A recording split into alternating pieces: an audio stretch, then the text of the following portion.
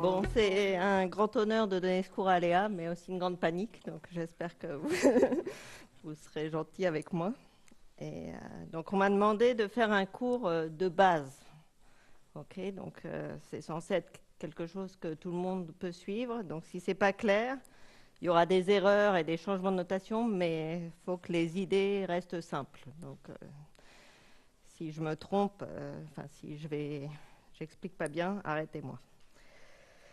Pourquoi j'ai pas choisi de parler du diamant aztèque? On pourrait penser que c'est un peu anodin, c'est juste un cours par l'exemple en fait d'une structure qui est assez simple, mais c'est une structure qui finalement qu'on peut utiliser de plein de façons différentes, à la fois avec la combinatoire, les probabilités et la physique statistique. Donc je trouvais que c'était un bon exemple de cours de base à aléa de tout le genre de techniques qu'on peut utiliser. Alors par contre, là, je vous arnaque parce que moi, je vais faire que de la combinatoire. Et je vais vous montrer juste le haut de l'iceberg. En fait, il y a plein d'autres choses qu'on peut faire avec le diamant aztèque. Mais pendant ce cours, je vais rester, disons, assez simple. Donc voilà. Donc le diamant aztèque, on peut faire de la combinatoire.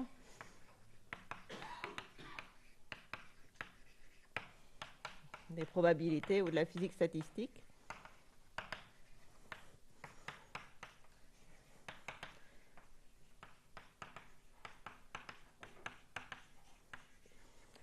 Et puis en combinatoire, en fait, on peut faire à la fois de l'énumération. Donc ça, c'est ce qu'on va faire principalement pendant ce cours, mais on pourrait aussi faire de la combinatoire algébrique, en fait, parce que derrière tout ça, il y a aussi des fonctions symétriques. Et puis la combinatoire analytique, parce que quand on cherche à montrer des propriétés asymptotiques sur le diamant, il faut faire de la combinatoire analytique des fonctions génératrices multivariées. Donc ça, j'effleurerai vraiment ça, mais il y a plein de choses qu'on pourrait apprendre aussi sur cet aspect venant du diamant aztèque. Donc j'ai pris une série de mots-clés. Donc par exemple, on peut faire ça par des chemins, des calculs de déterminants, des fonctions symétriques. C'est aussi lié aux algèbres amassées. Donc quelque part, c'est une introduction au cours dont parle de Philippe Di Francesco. Il y a des systèmes de particules. On peut faire ça avec les polynômes orthogonaux, les matrices aléatoires et puis l'asymptotique des séries multivariées. Voilà. Mais moi, je vais rester un peu simple. Alors, hop, voilà, mon introduction. Donc mon cours aujourd'hui sera en 4 parties. Je vais faire une petite introduction. Et après, j'espère vous parler de 3 choses. Voilà. Donc, je vais vous parler du graphe des flips, de comment on compte le nombre de pavages du diamant aztèque. Donc en TD, vous referez d'autres preuves pour compter. Et puis, je vais vous parler de génération aléatoire. Okay. Donc, qu'est-ce que j'étudie là? Donc d'abord, je vais vous définir ce que c'est ce diamant aztèque. Okay. Donc en gros, c'est que vous prenez 4 escaliers que vous collez ensemble sous forme de diamant. Okay. Donc là, je vais dessiner un diamant. Donc ça, ce sera mon diamant. Oula. Hop. Voilà. Donc là, il y a un exemple. Le diamant de taille 1. Donc la taille du diamant, c'est le nombre de coins que je peux lire sur un côté ici. Donc ici, c'est un diamant de taille 3, un diamant de taille 2, diamant de taille 3, et puis ici, c'est un diamant de taille 6. Okay. Donc le diamant de taille N, je prends la région de R2 telle que la valeur absolue de X plus la valeur absolue de Y est inférieure à Y à la N plus 1. Et puis je prends les points entiers qui sont délimités par ça. Et donc j'ai dit qu'on parlait de pavage par domino. Et donc on cherche à paver cette région par des dominos. D'accord? Et alors mon diamant, en fait, derrière il y a une grille bicolorée, là, comme j'ai fait ici. En fait, voilà. Donc je vais essayer de faire le dessin. Hop.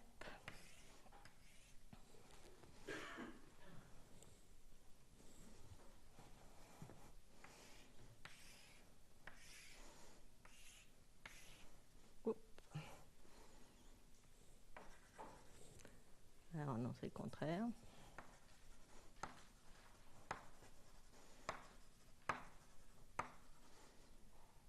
Donc je la colore comme un échiquier.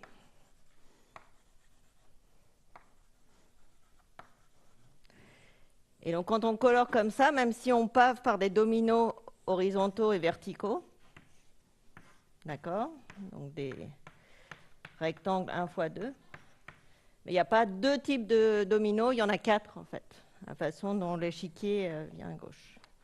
Okay. Il y aura les dominos horizontaux comme ça et les verticaux comme ça.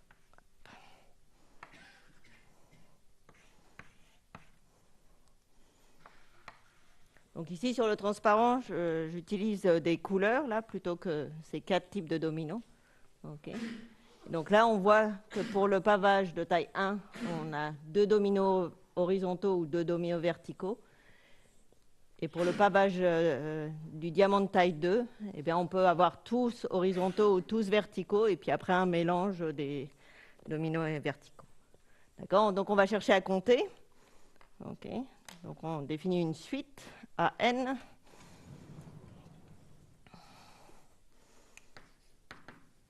Donc le nombre de pavages du diamant de taille n.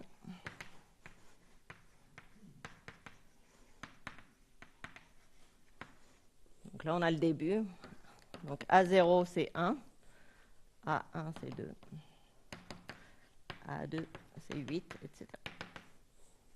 Donc on va chercher à étudier cette suite. Okay. Donc là, je reprends. J'ai mes dominos 1 x 2. Là, c'est un exemple du diamant de taille 4. Donc pour tout n, on peut toujours paver cette région. Parce que vous pouvez voir, là, par exemple, on peut mettre que des dominos horizontaux. Et on peut toujours remplir le diamant comme ça.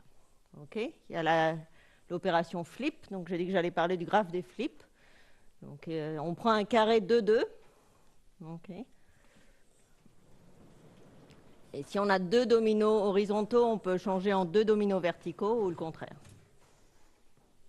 Okay. Donc ça, ce sera quelque chose qui est important pendant tout le cours. Donc.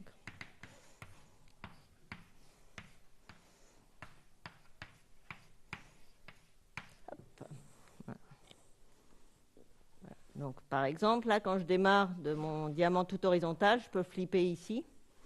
Okay. Puis je peux flipper là. Puis, par exemple, maintenant, je peux transformer ces 2 verticaux en 2 horizontaux, etc. Okay. Et donc, j'essaierai de vous montrer aujourd'hui. Donc, si je fais comme ça, là, je pars du diamant tout horizontal et je fais des flips, et ben, je peux accéder à tous les pavages de mon diamant Aztec. D'accord. Donc là, c'est l'exemple pour n égale 2. Si je pars du tout horizontal, je peux flipper ici, par exemple, ou là. Donc, en un flip, j'obtiens ces 2 pavages-là. En 2 flips, j'obtiens celui-ci. En 3 flips, j'obtiens celui-là. En 4 flips, je peux obtenir ces 2-là. Et en 5 flips, j'arrive au tout vertical. D'accord. Donc, non seulement, à partir de cette opération flip, j'obtiens tous mes diamants, mais aussi, c'est, disons, une jolie formule d'énumération, une formule la plus simple possible. D'accord. Donc, le AN que j'ai écrit ici, en fait, on peut le calculer pour tout n.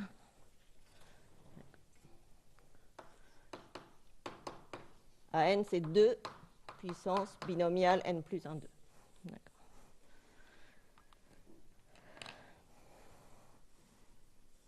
Donc maintenant, il existe, je ne sais pas, au moins une quinzaine de preuves de ça. Donc je vais essayer de vous en donner certaines, de vous en faire certaines au TD. Okay. Et voilà. Donc quand on voit cette formule, en fait, on va utiliser 2 types de récurrence pour montrer ça, quand on le montrera par récurrence. Okay.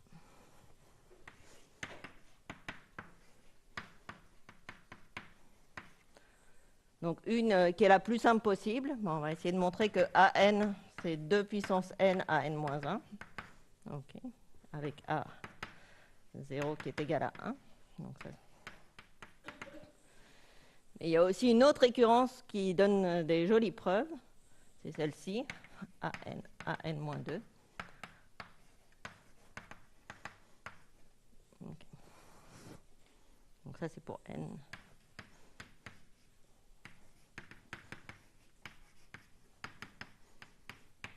Donc ça, c'est une récurrence. On verra comment on l'a montré. Okay. Donc on va superposer des pavages et puis essayer de récupérer des pavages d'autre taille. Voilà. Donc ça, c'est les récurrences en fait, qui sont plus proches des choses qui viennent des algèbres amassées.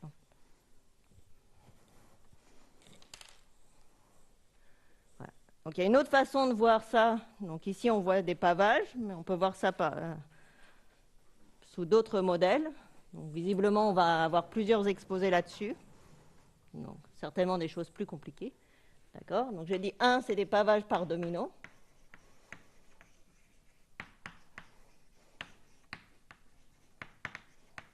OK. Mais on peut faire une bijection avec des couplages parfaits. Alors, comment on fait ça? On fait le plus simple possible. On met un trait dans chaque domino. OK. Et puis, en fait, on se rend compte que si on regarde ces petits traits là que j'ai mis dans chacun des dominos, je peux prendre un graphe qui ressemble à cette croix ici, là, et hop, je pose mes petits traits là, je les recopie. Et en fait, mon pavage par domino, c'est un couplage parfait de ce graphe. D'accord. Donc si je fais des pavages par domino de cette forme ici, c'est la même chose que prendre cette grille là.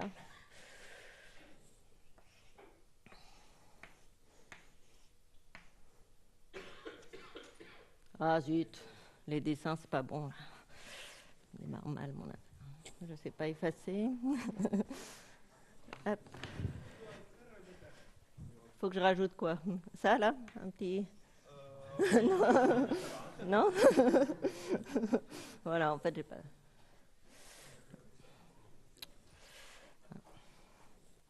Donc, voilà. Donc là, j'ai des couplages parfaits. Donc c'est une autre façon de... Donc si je veux compter mes pavages par domino, je peux aussi compter ces couplages. Okay. Et puis on peut voir ça aussi comme des tas de briques. Okay. Alors... Donc là, c'est un, disons, tirage aléatoire d'un pavage du diamant aztèque, quand on voit ça comme une pile de briques. Alors en fait, il faudrait que je vous explique ça un peu, mais je ne vais pas expliquer tout en détail. Mais on part en fait d'une configuration initiale.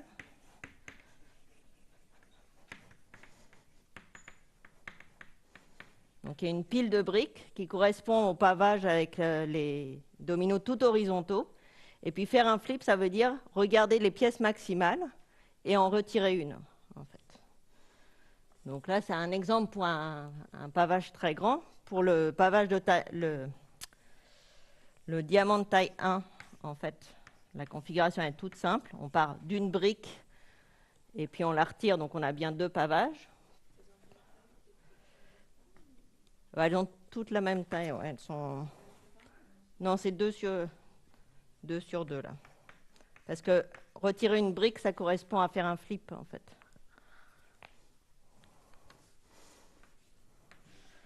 Donc pour le diamant de taille 2, j'ai 2 briques maximales au départ. Alors là, je ne sais pas ce qui m'a pris de me lancer dans ces dessins. Bon.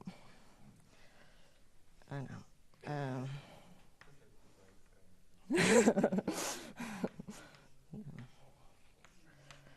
voilà. Donc j'ai 2 briques comme ça, puis une brique toute seule, puis 2 briques comme ça. Okay. Et AN, enfin, voilà. Normalement elle dépasse celle-là. Ouais. J'ai complètement... Bon. Donc ça s'appelle un dessin illisible. Et donc c'est le nombre de configurations qu'on peut obtenir en enlevant des briques, une à la fois, et toujours en prenant une pièce maximale. Okay. Donc si on regarde pour n égale 2, on a le choix d'abord d'enlever celle-ci ou celle-ci. Puis une fois qu'on a enlevé ces deux-là, on peut enlever celle-ci. Et puis une fois qu'on a enlevé les 3, on peut enlever celle-ci et celle-ci. Et à la fin, on n'en a plus du tout. D'accord? Donc on retrouve normalement ce que je vous avais montré avant.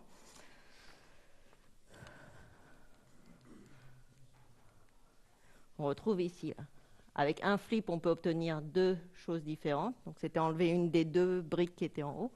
Avec 2 flips, on arrive ici. Avec 3 flips, on arrive ici. Avec 4 flips, on a 2 choix. Donc, c'était notre choix final d'enlever les 2 briques qui étaient en bas. Et puis, à la fin, on n'a plus du tout de briques. Voilà. Donc, ça...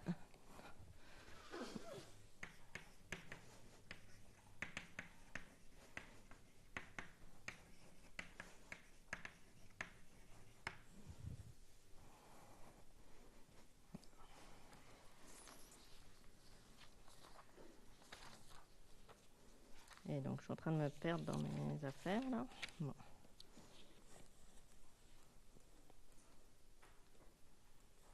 Et donc, voilà. Donc, on peut vouloir compter donc, ces pavages, cette puissance de 2, là, mais on peut aussi vouloir raffiner les numérations. Donc, alors, j'ai changé, là, ce H, c'est un R, là. Mais bon, et ce T et P, là, c'est mélangé entre le français et l'anglais. Donc, c'est vraiment pas une... Je corrigerai les transparents. Donc, je vais appeler le rang d'un pavage le nombre minimum de flips que je dois faire pour obtenir ce pavage à partir du pavage tout horizontal. D'accord ? Je pars du pavage tout horizontal. Et à chaque pavage, j'ai plusieurs façons d'y aller. J'ai toujours un nombre de flips minimal que je dois faire. Okay ? Et VT, le nombre de dominos verticaux divisé par 2. Parce que le nombre de dominos verticaux, il est toujours pair. Puisque, voilà.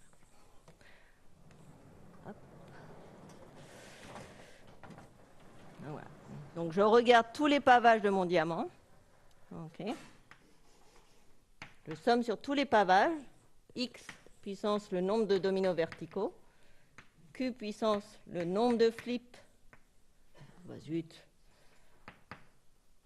Que je dois obtenir. Et bien ça, c'est encore une très jolie formule. Donc j'avais dit que je regardais les choses de taille n. Donc là, j'ai changé aussi.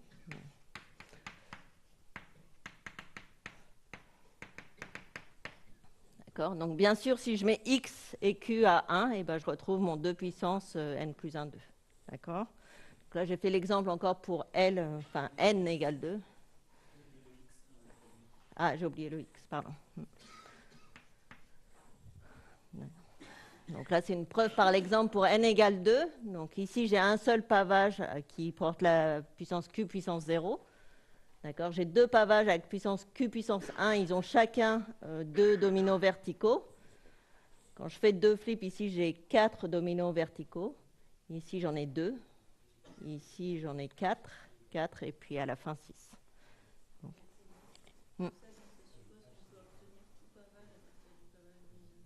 oui.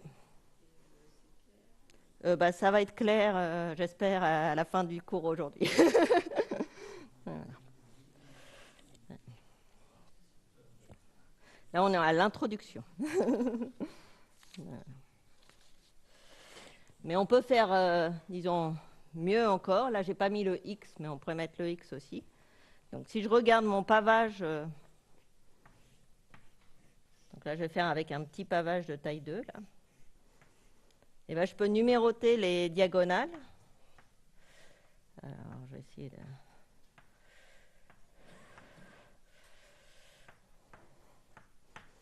Okay. Donc là, je pars de mon petit pavage de taille 2. Et puis, je vais regarder les diagonales comme ça, en fait. Donc, ouais, encore une... Voilà.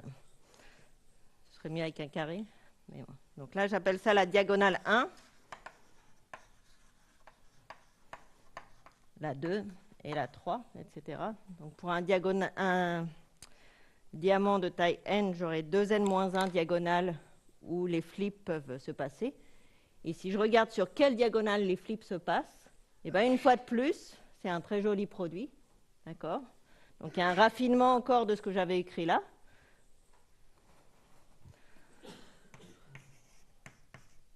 Donc Q, I, donc le nombre de flips sur la diagonale I.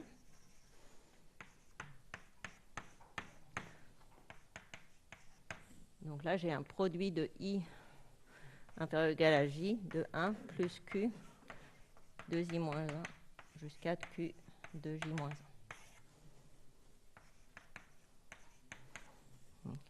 Donc une fois de plus, si je mets tous mes QI à 1, je retrouve mon 2 puissance n plus 1, 2. Puis si je mets tous mes QI à Q, là, ce que j'avais eu avant, et ben, je retrouve le produit. D'accord. Donc là, une fois de plus, j'écris l'exemple pour n égale 2. Okay. Ici, on fait un flip sur la première diagonale. Ici, on fait un flip sur la troisième diagonale. Ici, sur la première et la troisième. Ensuite, on avait flippé la première et la troisième. Maintenant, on flippe la deuxième, etc. Et puis, on voit que si on somme tout ça ici, et ben, ça se factorise joliment. On retrouve 1 plus Q1 fois 1 plus Q1 plus Q2 plus Q3 fois 1 plus Q3. Quoi?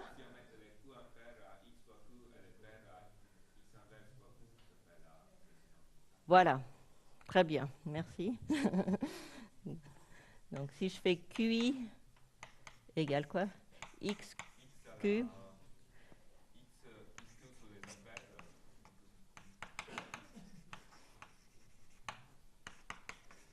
Ouais. C'est la chose qui s'est déduite de l'exemple.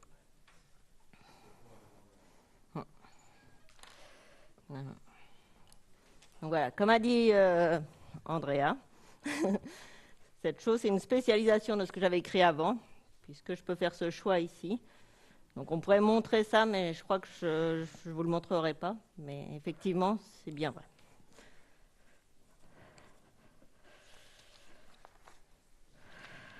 Voilà. Ah. Et donc maintenant, je vous fais un intermède qui va moyennement marcher.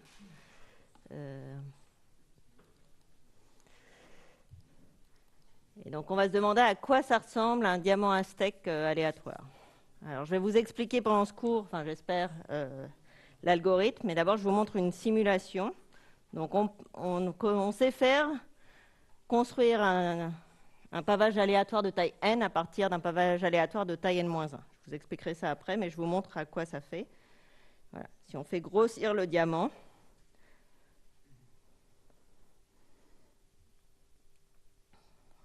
c'est bientôt fini, là. Je dois appuyer. Voilà. Donc, on arrive au diamant de taille 100. Okay. Et on voit que quand il grossit, en fait, un pavage aléatoire, il est aléatoire, bien sûr, mais il n'est pas aléatoire partout. D'accord. On voit bien que dans ces 4 coins ici, ce qu'on voit, c'est des régions gelées. D'accord. Ouais. C'est quoi le lien entre l'image T et T plus 1 là? Alors ça, c'est un pavage aléatoire du diamant de taille 99. Et il y a une façon de rajouter n bits et de passer à la taille suivante, en fait. Aléatoire, ça veut dire que tous les pavages sont uniformes. Oui, ça c'est la génération uniforme. Non, mais c'est pas l'histoire des briques que tu rajoutes, c'est une autre. Non, là, je fais juste grossir la taille, en fait. Enfin, c'est pas moi, hein, d'ailleurs, je l'ai pris sur le web. Donc, ça a été démontré. J'essaie de vous donner un peu l'idée de comment on peut démontrer ce genre de choses. Maintenant, il y a plein de preuves. Et donc, un pavage aléatoire du diamant aztèque.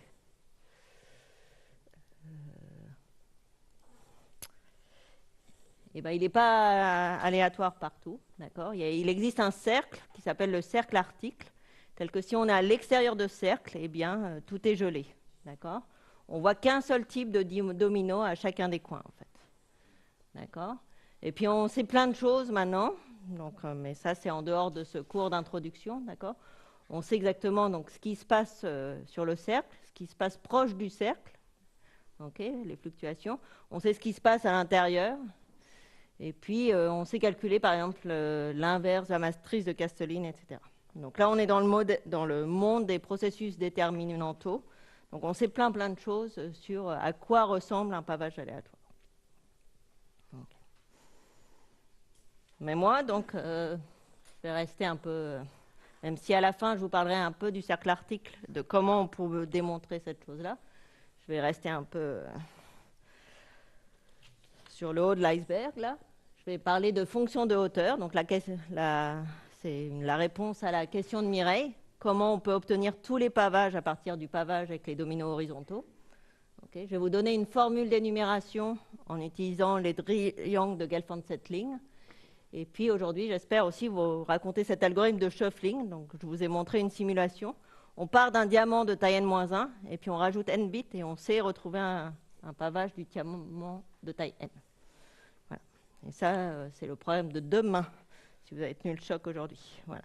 Donc, maintenant, je vais vous parler de fonctions de hauteur. Donc, comme la plupart des choses que je vous raconte ici, en fait, je vous les raconte pour le pavage du diamant aztèque, mais c'est des choses qui sont vraies pour d'autres familles, beaucoup plus de familles de pavages. Donc, ces histoires de fonctions de hauteur, ça a été introduit par Thurston, mais pas pour le diamant aztèque du tout. Hein. C'est un truc qui existe de façon générale. Voilà. Donc, je reprends mon diamant. Hop.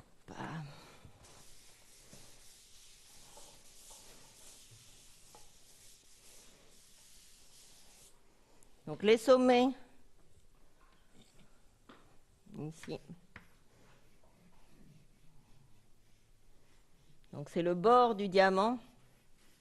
Et puis, je vais lui rajouter des petites potes ici, là. OK. Et puis, tous les sommets qui sont à l'intérieur. D'accord? Les sommets entiers. Donc, ça, c'est le graphe à laquelle je vais vouloir associer une fonction de hauteur. Donc, à tous ces sommets ici. Okay. Donc, ça va donner une orientation avec, comme j'ai colorié tout ça comme un échiquier. Okay.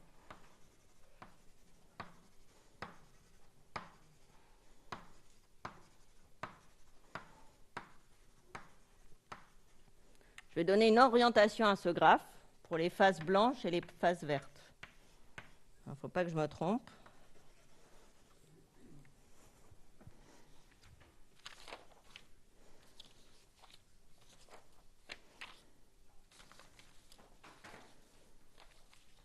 Ah, merde. Voilà. Donc les faces blanches, c'est dans le sens des aiguilles d'une montre, et les faces vertes dans l'autre sens.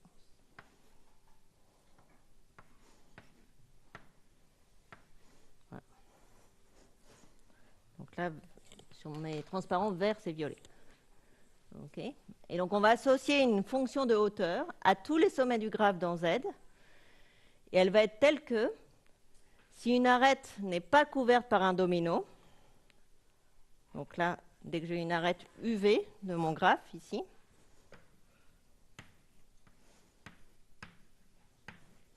donc si elle n'est pas couverte,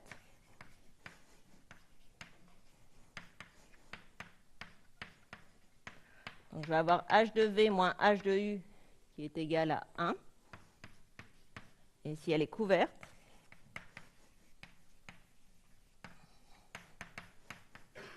je vais avoir h de v moins h de u qui est égal à moins 3. Et alors ça va me définir ma fonction de hauteur partout, sauf sur le bord. Donc ce qu'on fait, c'est que sur le bord, on fixe cette fonction de hauteur. D'accord? Donc ici, je vais mettre 0 pour mes deux sommets ici. Et puis ici, je vais mettre les nombres pairs. 2, 4, 6, 8. Et puis 1, 3, 5. Donc là, j'ai déjà 7, 6, 5, 4, 3, 2, 1.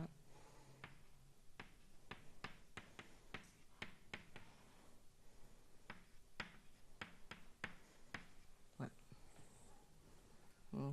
Donc je fixe le bord. Oui. Ça veut dire quoi? Ça veut dire qu'elle est au milieu d'un domino? Oui, c'est ça. Donc couverte, effectivement.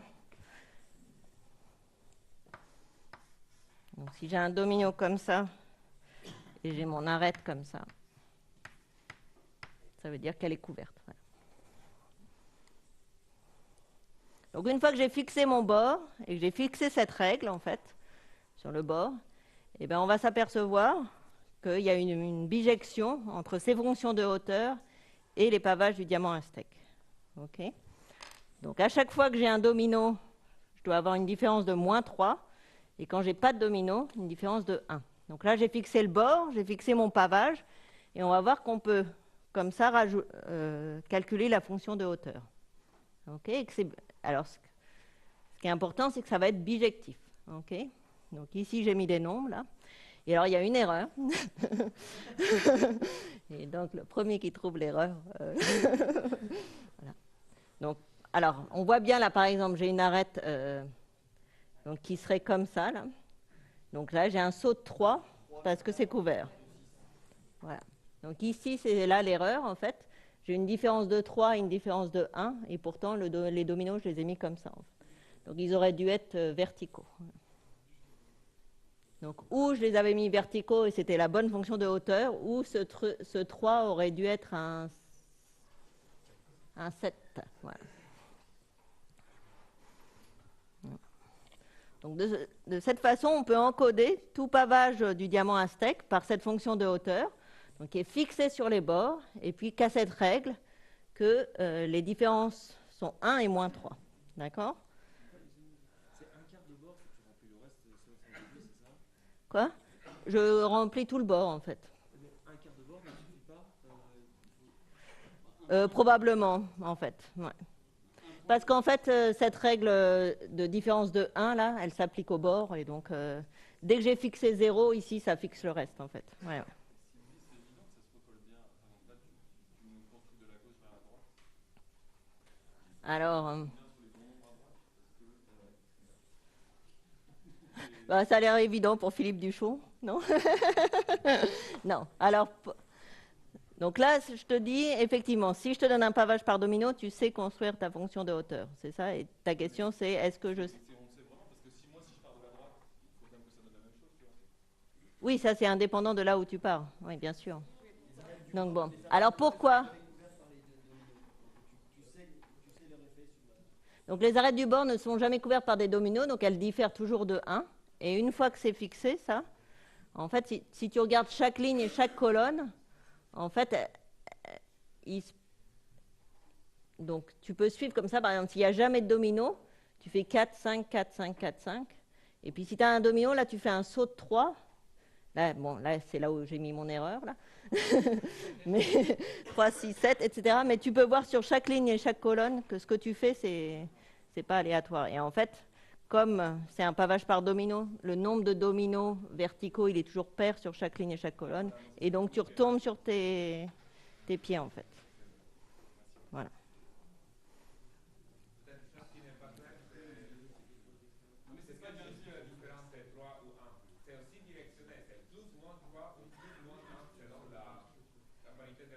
Oui. Mm.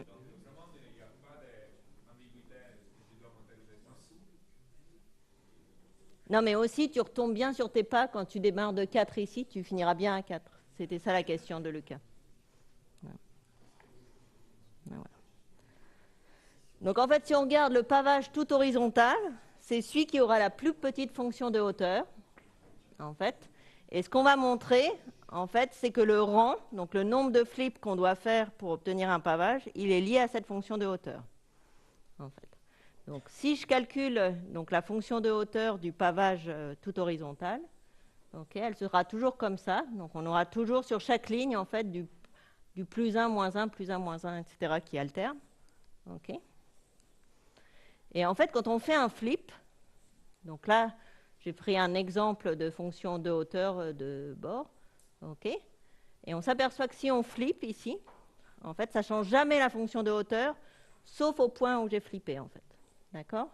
Donc quand on flip ici, la hauteur était 0 et elle est passée à 4. Donc en fait, un flip, ça veut dire prendre un point du diamant aztèque où on pouvait flipper et puis changer la hauteur en plus ou moins 4.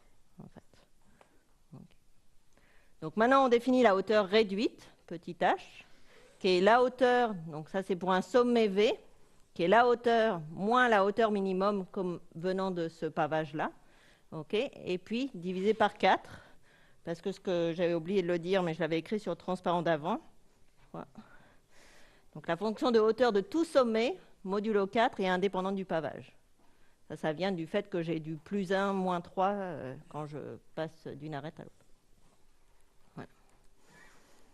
Donc là, je prends ma hauteur réduite, en fait, qui est la hauteur, comme je l'ai défini, moins la hauteur qui vient du pavage horizontal, je divise par 4. Et en fait, le résultat, c'est que le rang d'un pavage, eh ben, c'est égal à la somme des hauteurs réduites de chacun des sommets. Alors ça, on le voit, comment on peut montrer ça. Je vais expliquer un petit peu. Mais là, on voit bien que quand je fais un flip, eh bien, ça a changé la hauteur réduite par 1. D'accord? La hauteur a augmenté de 4, mais comme là, j'ai divisé par 4, eh bien, j'ai changé la hauteur réduite de 1. Ouais. Donc, voici la preuve en 2 secondes. Donc, j'ai dit que le flip, ça permettait d'augmenter la hauteur de 1. D'accord? Donc, mon rang, c'est au moins la hauteur réduite. Et puis, pour montrer que ce rang, il est inférieur ou égal à la somme des hauteurs réduites, eh bien, on va montrer ça par récurrence. Donc, évidemment, c'est vrai pour le pavage minimal, puisque lui, il a hauteur réduite 0. Okay. Et puis, sinon, on montre, mais je ne vais pas montrer tous les détails, que pour chaque pavage, eh bien, il y a une façon de trouver un endroit où la hauteur réduite est maximale et où on peut faire un flip qui réduit cette hauteur et le rapproche du pavage horizontal. Alors, ce n'est pas forcément évident de le trouver, parce que là, par exemple, j'ai pas écrit le bord, mais j'ai écrit la hauteur réduite de ce pavage-là. Donc, il y a plein de maximaux, mais seulement celui-là est celui qu'on peut flipper pour revenir au pavage horizontal. Mais c'est possible de faire cette démonstration, d'accord, qui montre que hauteur et nombre de flips sont la même chose. Donc, une fois qu'on a cette fonction de hauteur, on peut définir une relation d'ordre sur les pavages. D'accord, une relation d'ordre partielle. On va dire qu'un pavage est inférieur ou égal à un autre, si et seulement si, pour tous les sommets, donc pour tous les sommets du graphe ici, la hauteur de l'un est inférieure ou égale à la hauteur de l'autre. Okay. Donc là, je vous ai défini cet ordre partiel. Donc le minimum, évidemment, c'est le pavage où tous les dominos sont horizontaux. Okay. Et puis, on retrouve cet ordre partiel qui vient de cette fonction de hauteur. D'accord. Donc cet ordre partiel, ce n'est pas seulement un ordre partiel, et vous montrerez cet après-midi en TD que c'est un treillis distributif. Enfin, en TD, vous montrerez que c'est un treillis, mais il est aussi distributif. Voilà. Donc le corollaire de tout ça, c'est que effectivement, le graphe des flips, il est connexe. À partir du pavage avec tous les dominos horizontaux, on peut obtenir tous les pavages. Et ça, c'est une question qui est relativement facile pour les pavages du diamant aztèque, mais dans certains domaines, là, cette question de la connexité du graphe des flips, c'est des questions vraiment difficiles. Okay, mais là, on est dans un cas où c'est particulièrement facile. Voilà. Alors maintenant, comptons ces pavages par les triangles de Gelfand-Settling. Donc on va faire un mélange de récursion et de combinatoire bijective. J'avance pas assez vite, je crois.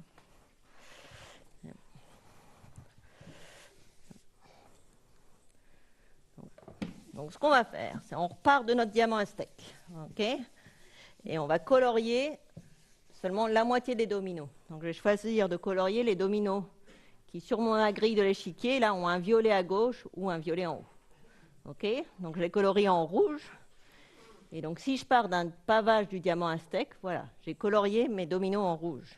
D'accord? Donc, ceux qui correspondaient sur ma grille d'échiquier comme ça. Okay. Maintenant, je vais mettre des petits points dans mes dominos coloriés. Okay. Dans ces dominos-là, je vais mettre une particule dans la case en bas, s'ils sont verticaux, ou à droite, s'ils sont horizontaux. Okay. Donc là, j'ai rien fait. Je fais juste des petites bijections. D'accord? Et puis, je vais lire les positions de ces particules. D'accord? Donc là, c'est le plus proche possible du bord. Donc, je vais lire leur distance par rapport au bord. Donc, je mets un 1 qui correspond à ce 1 ici. Ici, celle-là, elle est en position 1, puis là, j'ai un trou, et celle-là est en position 3, 1, 3. Et puis là, j'ai position 1, 2, 3. Donc, je lis comme ça. Enfin, les diagonales deviennent des lignes, ici. Et je lis la position par rapport à cette diagonale-là, en fait. D'accord.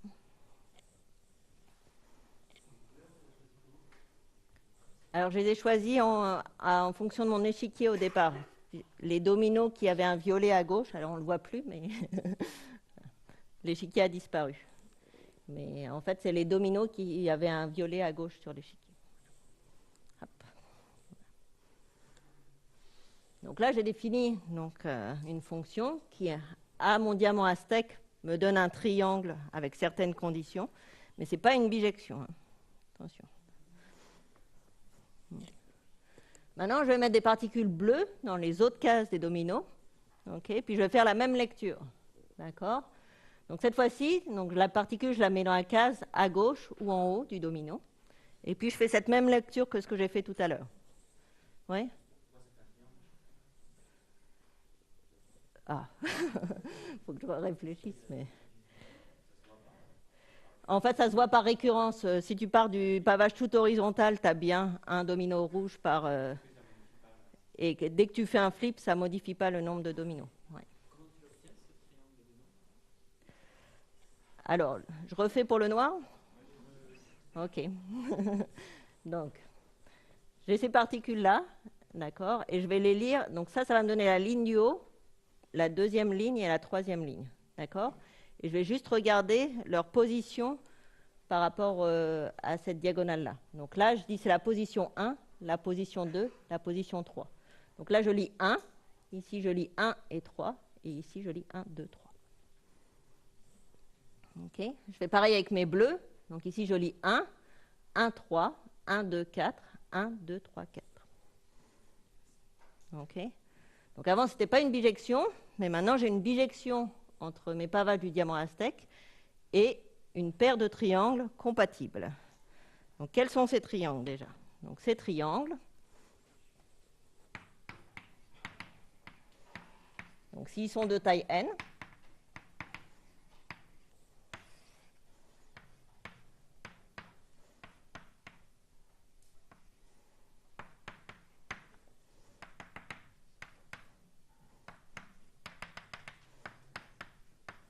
donc ils vont être tels que, ok. Si je regarde sur une même ligne, les entrées sont croissantes au sens strict, donc x, i, j. Et puis, si je regarde une ligne et celle d'au-dessus, elles s'entrelacent. Ok, donc lui, il va être comme ça. Voilà. Donc x.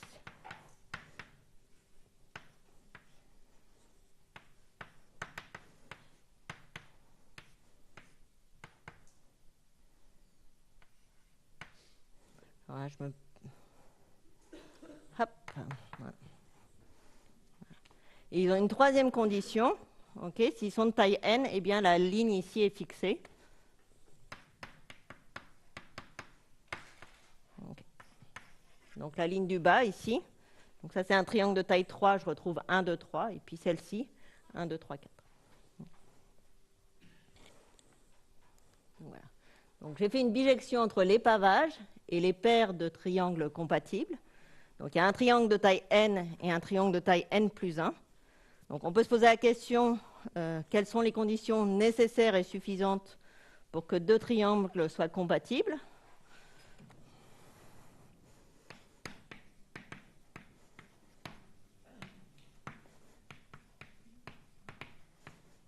Okay, donc j'ai un triangle X de taille n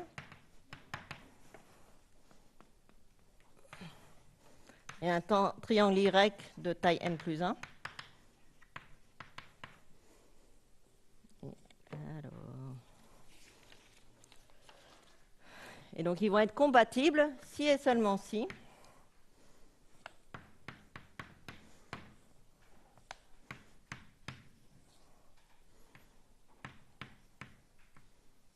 donc XIJ et YIJ diffèrent au plus de 1, en fait. Donc je peux retirer moins 1 ou pas XIJ. Et puis,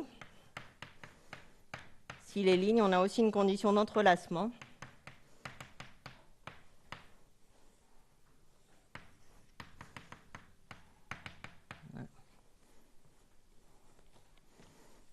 Mais je ne vais pas utiliser cette histoire de compatibilité pour compter les pavages. Je vais utiliser la même bijection et je vais regarder quel poids ça donne sur mes triangles quand je fais quelque chose. En fait. Okay. Donc ici, j'ai dit que j'avais une fonction des pavages de taille n vers les triangles de taille n. Okay. Et en fait, à chaque pavage, elle va associer des triangles pondérés où chaque triangle va apparaître par une puissance de 2. En fait. Les triangles de taille n, ils vont arriver 2 puissance le nombre de rubans. Okay. Donc, qu'est-ce que c'est un ruban dans un triangle? En fait, c'est une suite d'entiers égaux et qui sont connexes. Okay, donc ici, mon triangle, il a 3 rubans, celui-ci, celui-ci et celui-ci. Okay, et puis cette fonction ici, qui m'associe à mon pavage un triangle de taille n plus 1, en fait, chaque triangle de taille n plus 1 va arriver 2 puissance le nombre de stricts. Alors, c'est quoi les stricts? C'est des entrées qui sont strictement plus grandes que celui qui est à gauche et en dessous, et strictement plus grandes que celui qui est à gauche et au-dessus. Est-ce que c'est clair? Je vais vous faire un petit exemple, peut-être. Et alors ça suffit pour compter les pavages. Pourquoi, Monsieur Duchamp? Non. Pourquoi on a fini là?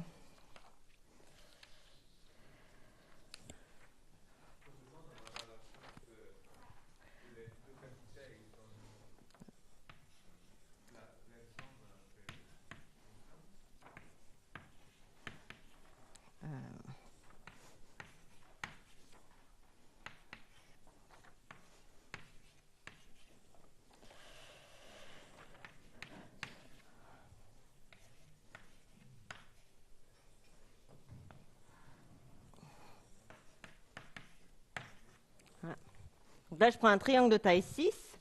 Donc j'ai dit quoi? J'ai dit les rubans, c'est des entrées connexes, des suites connexes d'entrées égales. Okay, donc les rubans, j'ai ça.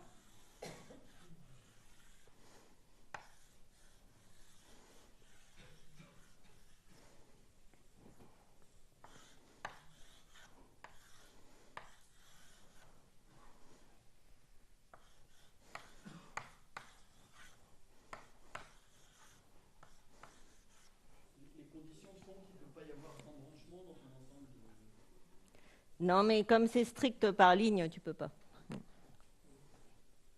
Donc, effectivement, ça reste toujours des rubans.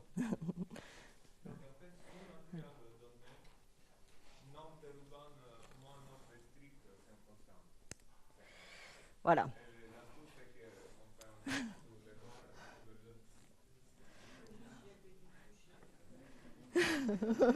Donc voilà, pour tout triangle de taille n,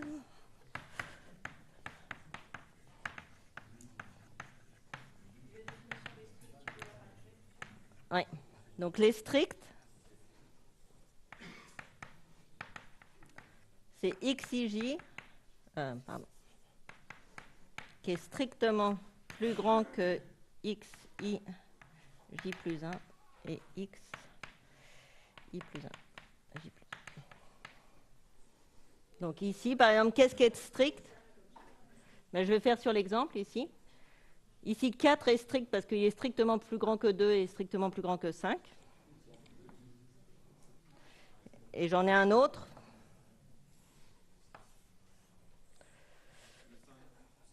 Et j'ai le 5 ici. Et alors là, on a la preuve de ce qu'a dit Andrea, en fait.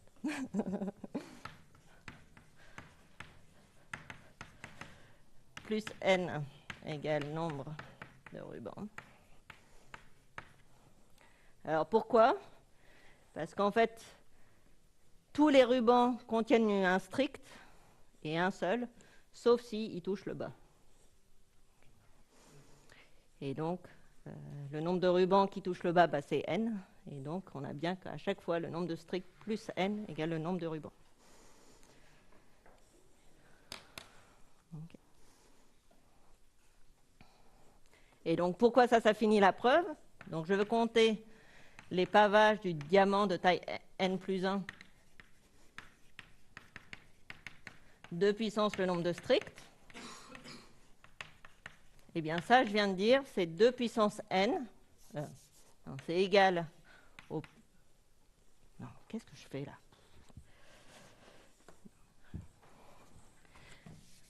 Les triangles de taille n plus 1, 2 puissance le nombre de stricts. J'ai dit que c'est égal au triangle de taille n, 2 puissance le nombre de rubans. Et ça, je viens de dire que le nombre de rubans, c'est n plus le nombre de stricts. Donc c'est 2 puissance n fois la somme sur les triangles de taille n.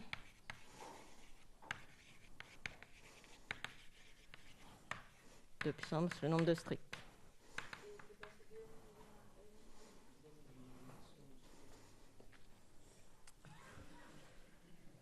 Non, j'avais dit ma bijection. J'ai une bijection sur cela, de taille n plus 1, 2 puissance le nombre de stricts.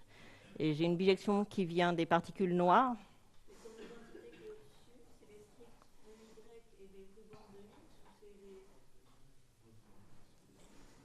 Non.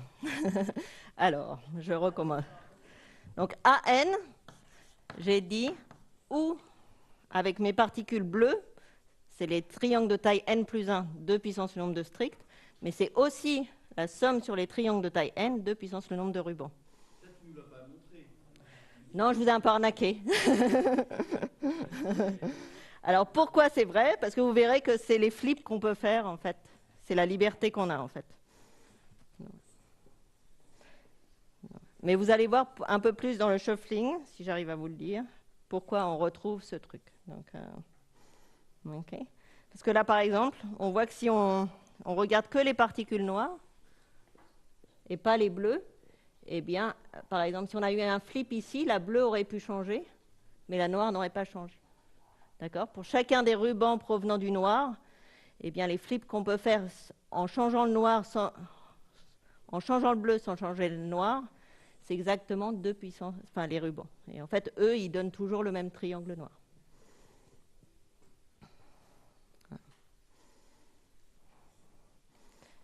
Et donc voilà. Donc la fin de la preuve, c'est ça. Quand je vous ai arnaqué et que je vous ai dit que maintenant j'avais une bijection sur le triangle de taille n plus 1 de 2 puissance le nombre de stricts, ou les triangles de taille n de puissance le nombre de rubans, j'utilise ça. Et puis ici, c'est à n moins 1. Okay. Donc j'ai montré que AN, c'est 2 puissance n fois n moins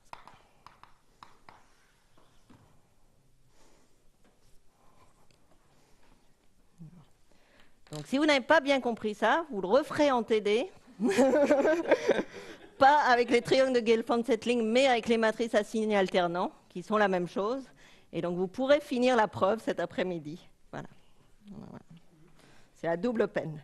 Voilà. Donc maintenant, on dit qu'on sait les compter. Vous saurez les compter d'autres façons cet après-midi.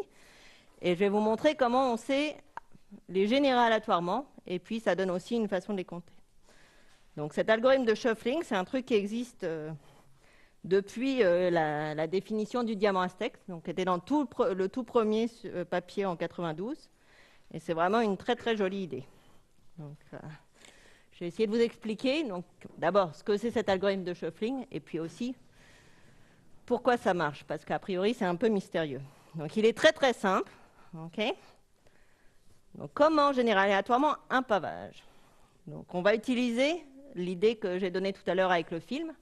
D'accord, on va vouloir obtenir un pavage de taille n à partir d'un pavage de taille n-1 et n bits. Okay. Voilà. Bon, l'algorithme il va être le suivant. On va partir d'un pavage de taille n-1, ici. On va le poser sur le diamant de taille n. Et puis on va faire 3 opérations qui vont nous permettre de créer ce pavage. Okay. Donc on va définir une cellule comme un carré 2 x 2. Donc ici c'est une cellule. Okay. Elle va être active si n est pair et le carré en haut à gauche est blanc. Okay. Donc ça c'est une cellule active. Puisque n est pair ici, c'est un diamant de taille 2. Donc elle est active si n est impair et c'est le contraire. Donc ça c'est une cellule active dans un diamant de taille 3. Et alors il y a 3 phases: destruction, glissage et création. Okay. Donc on va regarder les cellules actives du diamant aztèque. Si elles contiennent 2 dominos, eh ben on les enlève. Ils disparaissent. On perd l'information venant de ces dominos-là. Si la cellule active contient un seul domino, eh ben on fait le passer de l'autre côté. Okay. Donc celui-là, il est tout seul, il glisse. Okay. Et puis si la cellule est vide, eh ben je tire une pièce à pile ou face et je mets avec probabilité 1,5 de dominos verticaux, avec probabilité 1,5 de dominos horizontaux. Alors, je vous donne un petit exemple. Là. Donc, je pars de mon de mon pavage de taille 2. OK. Et puis, je vais faire mon algorithme. Alors, d'abord, je crois que... Alors, que je réfléchisse. Donc, lui, il glisse. Ouais, donc, en fait, je ne détruis pas. C'est un mauvais exemple. Mais bon, vous avez piqué sur le web. Donc là, en fait, il n'y a aucune destruction. Donc, cette phase-là n'est pas... Mais bon. Par contre, ils glissent tous, en fait. Les cellules actives, on regarde, lui, il va glisser vers le haut. Lui vers la gauche, lui vers la gauche, lui vers la gauche. Et lui vers la gauche. Et puis, lui, il va glisser vers le bas, en fait. Voilà. Tout le monde glisse. Oui.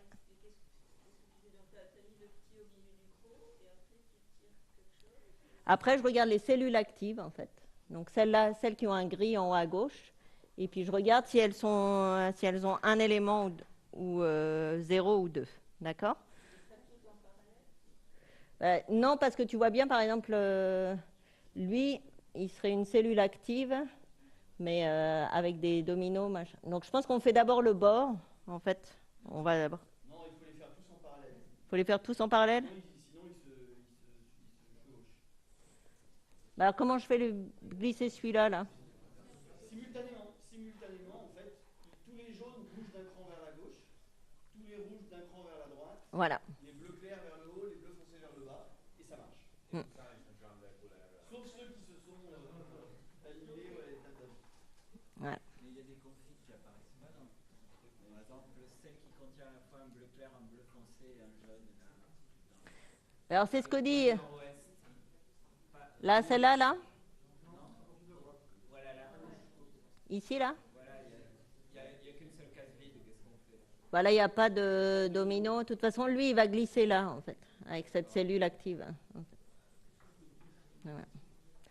Et donc, en fait, c'est miraculeux. Je vais essayer de vous expliquer pourquoi, mais ça fonctionne. À la fin, ce qui va être vide, c'est que des carrés de 2.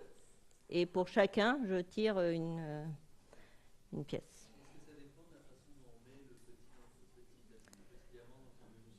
Alors, on le met toujours au centre, c'est la seule façon dont on peut le... Mais, ouais, c'est nécessaire. Bah, c'est les pièces que tu tires, là. Oui. Non. Ouais. Voilà, c'est ça. Ceux qui sont encadrés en pointillés, ils étaient vides après le glissage et j'ai tiré 3 pièces. OK. Mais en fait, une fois de plus, ça va être ce que je vous ai raconté là qui va être important. OK. Ceux que j'ai retirés, ils vont correspondre... Enfin, je sais pas. On va utiliser encore ça. Et donc, en fait, le nombre de bits que je vais tirer là, c'est pas toujours le même. D'accord ? Mais ça va être n plus ceux que j'ai retirés avant, en fait. Donc la différence d'aléa entre celui d'avant et celui d'après, c'est juste n bits. D'accord ?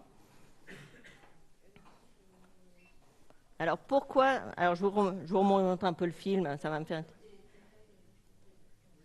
Ah. Je vais essayer. Alors... Non, je fais comment là ? Voilà.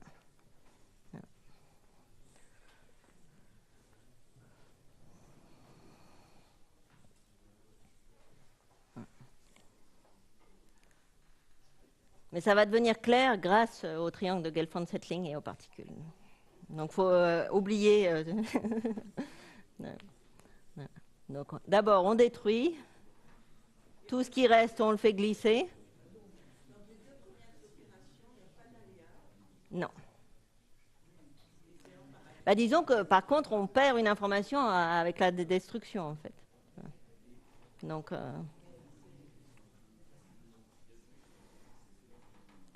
mais si je perds J, si je détruis J boîte, en fait, je vais créer N plus J boîte. Enfin, je vais tirer N plus J.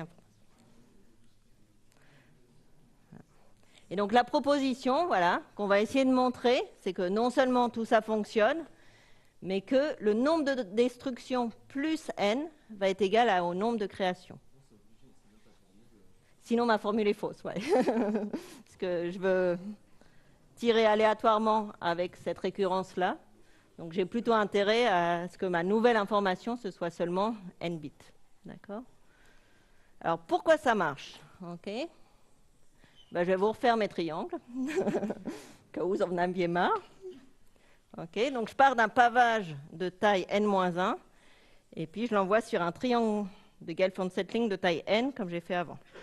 Donc je regarde mes particules bleues ici. D'accord? Ok. Et alors, si j'efface l'info des particules noires, en fait, c'est exactement ce que je fais quand je détruis. Okay.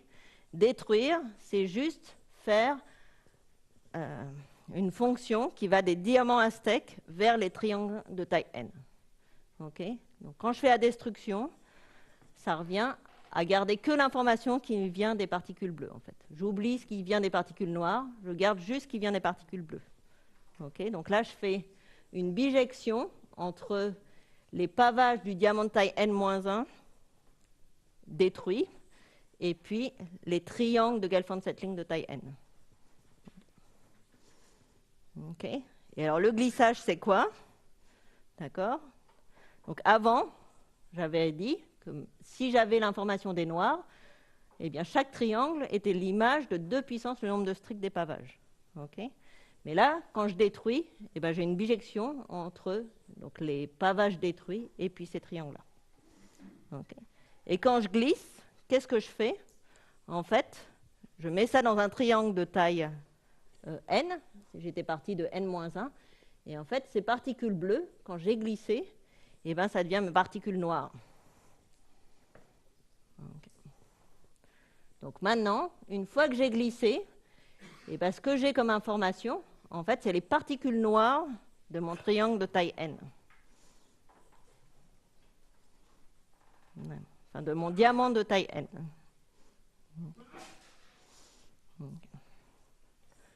Alors, je vais essayer de l'écrire au tableau, peut-être.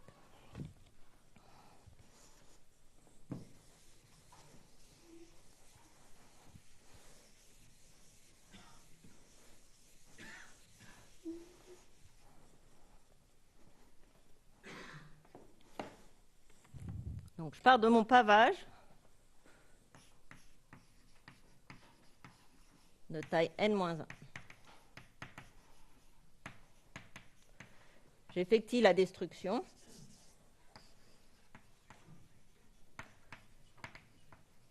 Et là, ça me fait une bijection avec les Gelfand-Settling, donc mes triangles de taille n.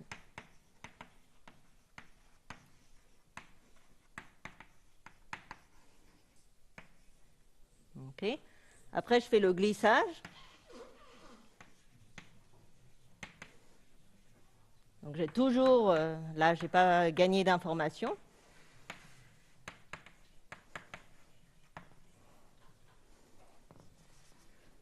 Ok. Mais là, ce qui était mes particules bleues, ok, ici,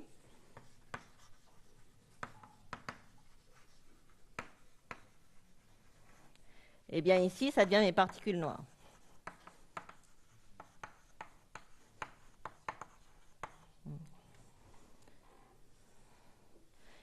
Et alors maintenant, j'ai mon pavage de taille n, et je connais ces particules noires, et combien de pavages je peux reconstruire de taille n une fois que ces particules noires sont fixées? Eh bien, on a dit que c'était 2 fois le nombre de rubans. Ok. Et c'est exactement ce qu'on fait quand on fait la création. D'accord.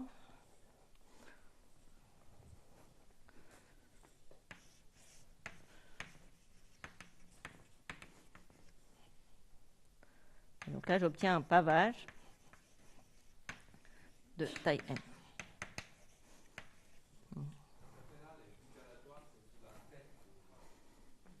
Oui. Par contre, l'astuce pour voir qui est élément numéro, c'était de compter la queue de ruban. Donc il y a une sorte de transport d'informations de ruban. Voilà. Donc ici, j'ai perdu quoi? Donc j'ai perdu comme information 2 puissance le nombre de stricts quand j'ai fait ma destruction. Et puis ici, j'ai gagné 2 puissance le nombre de rubans.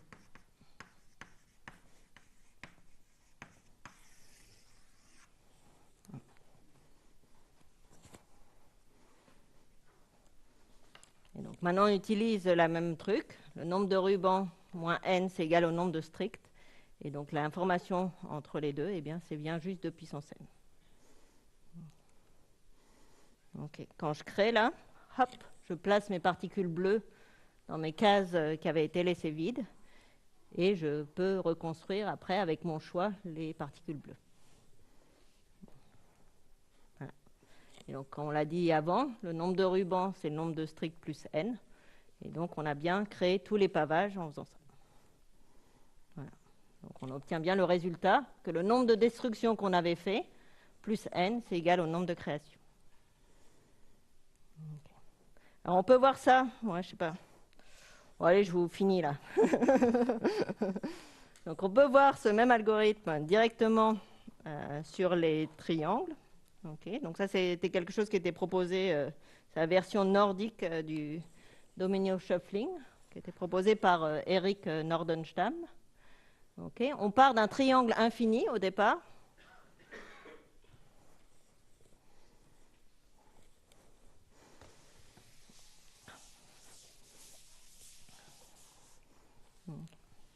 Donc à t égale 0, on part du triangle infini. Donc 1, 1, 2, 1, 2, 3, 1, 2, 3, 4, etc. Et puis à un temps t fini, on va mettre à jour les t premières lignes en fait. Okay. Donc à chaque temps t, on va mettre à jour les t premières lignes avec la règle suivante. Okay. Donc ça peut se faire en parallèle, parce que ça dépend uniquement de ce qui se passait en t-1 en fait. D'accord ? Donc la valeur de xij au temps t, elle va dépendre de la valeur de xij au temps t-1, et puis aussi d'une pièce que je tire. Et puis pour rester un triangle de Gelfand-Settling, j'ai des conditions qui se mettent à droite et à gauche pour être sûr qu'on reste un triangle de Gelfand-Settling. Okay. Alors comment ça va? Ah, zut. Non? Ah oui, il faut que je fasse mon exemple au tableau. Alors. Comment ça marche cet algorithme? Donc, par exemple, si au temps t égale 5, je suis dans cette configuration-là. 3, 2, 4.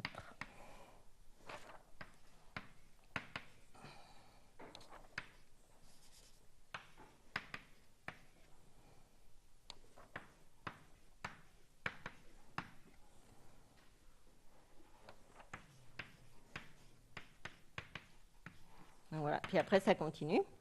Okay.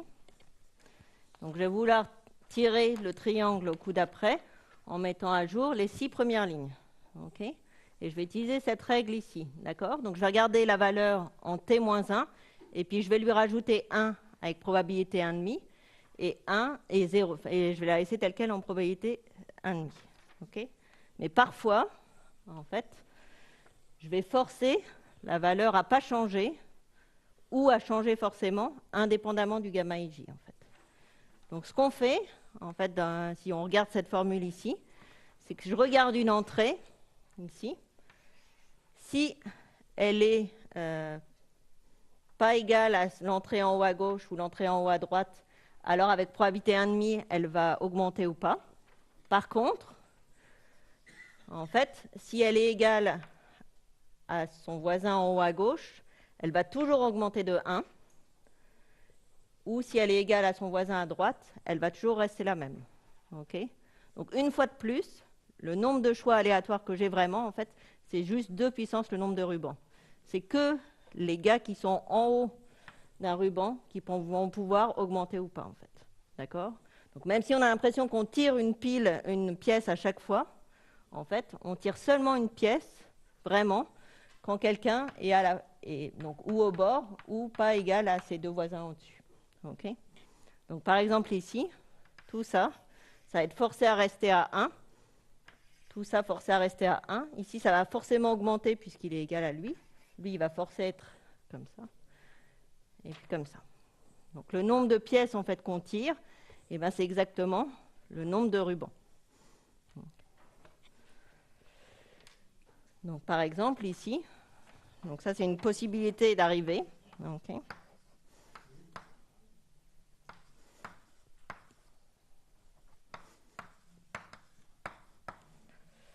Alors, et puis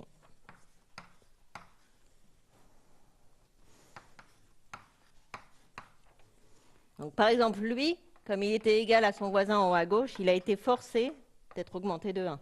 D'accord?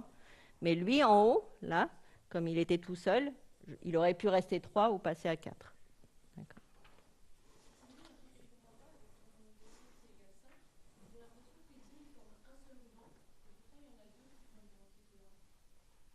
Non. Alors, je dis, c'est le nombre de rubans où j'ai un choix. Okay. Donc lui, par exemple, ici, il est forcé à rester à 2, parce que son voisin à droite est égal, mais lui, il est forcé à passer à 3, en fait. Et lui, il est forcé à rester à 2, et le choix, il est seulement sur celui-là en haut. Lui, il aurait pu rester 2 ou passer à 3, en fait. Non? Non. Lui, il est forcé à augmenter, en fait. C'est seulement le haut du ruban qui a un choix, mais sinon, tout le monde est forcé à augmenter. Donc, j'ai fait un petit exemple. Donc, si je pars à t égale 0, donc j'ai mis que le début. Okay. Ici, la seule chose que je peux changer, c'est ce gars en haut à droite. Avec probabilité 1,5, il reste 1 ou il passe à 2. Et puis, on peut regarder qu'au coup d'après, en fait, on va bien trouver exactement tous nos triangles comme il faut. Et puis, le seul triangle qui a un strict dans ce cas-là, c'est celui-ci. Okay. Et on voit que celui-ci, on pourrait aussi l'obtenir à partir de ce triangle-là. Donc, en fait, on obtiendra tous les triangles avec quelque chose qui est proportionnel à 2 puissance le nombre de stricts. Okay.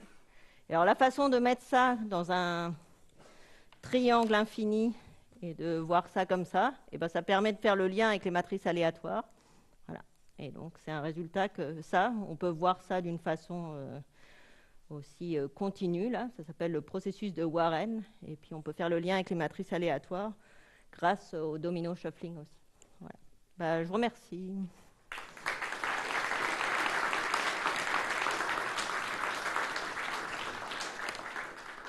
Est-ce qu'il y a des questions de plus?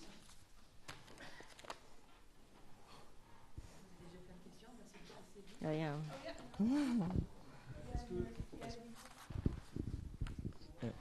Est-ce qu'on a une borne sur le diamètre du graphe de Flip ou sur la hauteur du treillis distributif, une borne polynomiale en n par exemple? C'est super facile en fait, c'est une somme de carrés ou un truc comme ça. D'accord. Parce qu'en fait, c'est quand j'ai fait les briques là, le plus grand c'est le nombre de briques et en fait. Linéaire en n? La hauteur du treillis? Non. La longueur de la plus longue chaîne dans le treillis, c'est linéaire en le dessin que tu nous as montré avec la surface, ouais. tu vois bien que la hauteur, elle est proportionnelle à la taille du... Ah mais c'est pas cette hauteur-là. Non, le nombre de flips maximal, il dit. Ça, c'est pas linéaire en n. La longueur de la plus longue chaîne du treillis. Ouais. C'est proportionnel à n. Non, non. Ouais, c'est ça. La formule, c'est ça, là. Il faut libérer tout un niveau avant de descendre.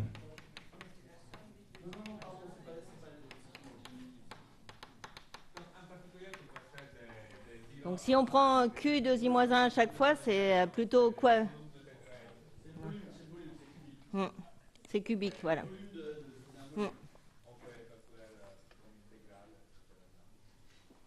Non, on peut juste écrire ce que c'est, et en gros, c'est la somme des n premiers carrés, je crois. Donc, Est-ce qu'il y a d'autres questions quelque part? Bon, on remercie Sylvie d'abord.